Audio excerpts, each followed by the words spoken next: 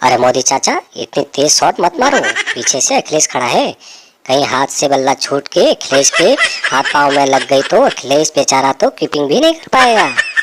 अरे तो मैं क्या करूं, मेरा टारगेट तो बाउंड्री में खड़ा राहुल है, उसके सिर के ऊपर से बॉल मारनी है मुझे। अब चाहे किसी का सिर फूटे या हाथ पांव। अरे मोदी चाचा, सिर के ऊपर से बॉल मारने के लिए हाथों में जान चाहिए होती है, वो तो तुम में है नहीं। और भी बॉल से अपने हाथ पांव तुड़वा दोगे। अबे यार अखिलेश, बहुत ज्यादा बोल रहा है तू।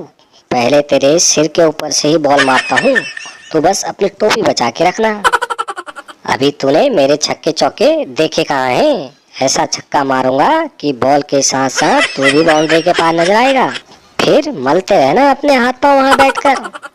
अरे मोदी चाचा, हवा हवाई बातें ही करोगे या शॉट भी मारोगे? कब से खड़ा हूँ बाउंड्री पर, एक बॉल तो बल्ले से लगी नहीं तुम्हारी अभी तक।